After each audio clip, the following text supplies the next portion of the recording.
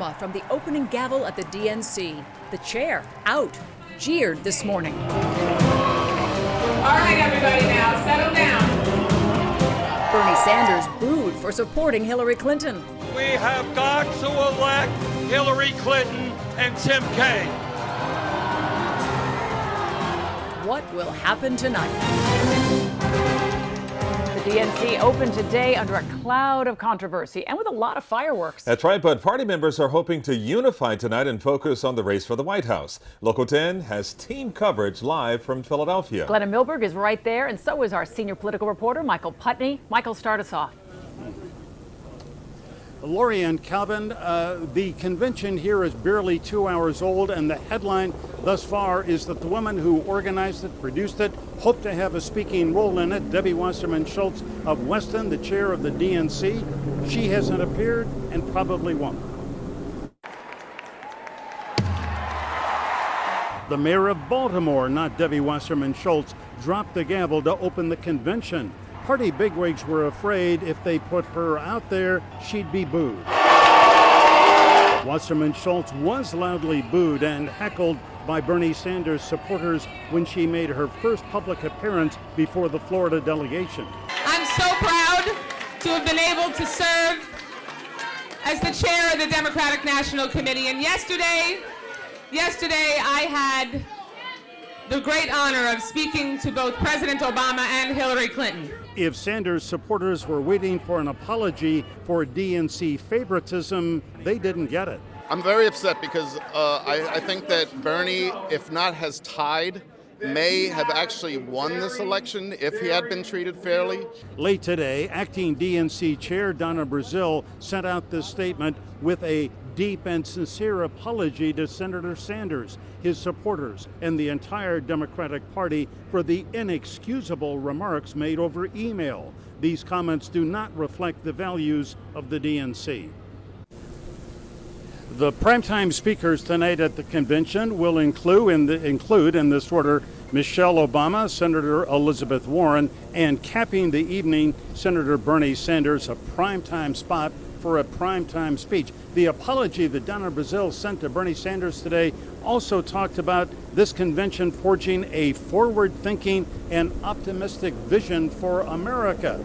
We'll wait to see if they do, but that's hardly what we saw last week in Cleveland.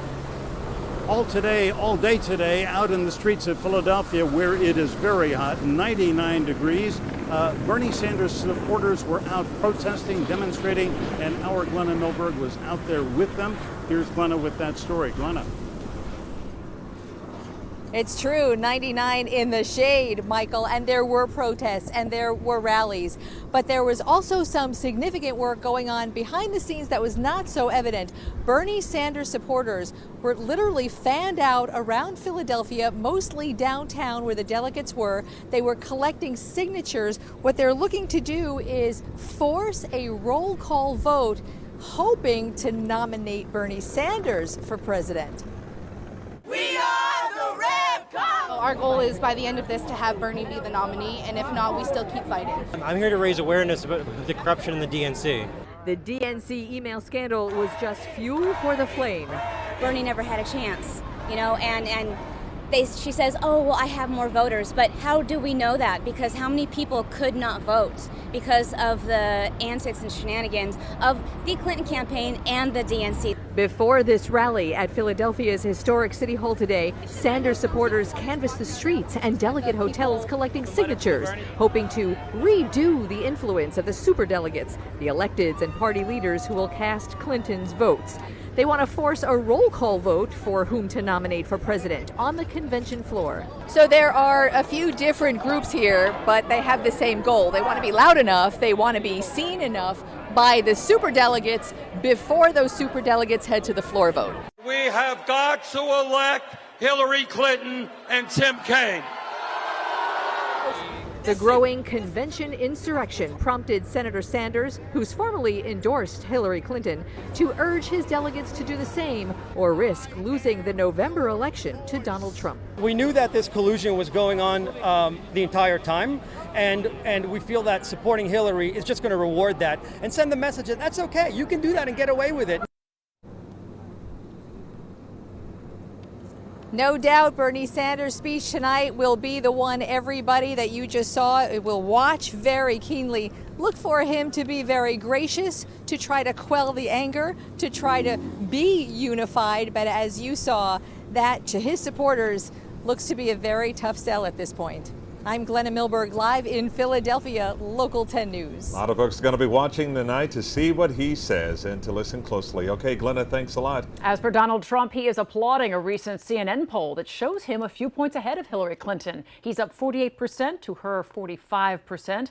Last week's Republican National Convention appears to have given him a boost. And Trump believes this new DNC scandal will help him bring in some new voters as well. Debbie was totally loyal to Hillary. And Hillary threw her under a bus, and it didn't take her more than 5 minutes to make that decision. Man, I don't want her covering my back, I'll tell you right now.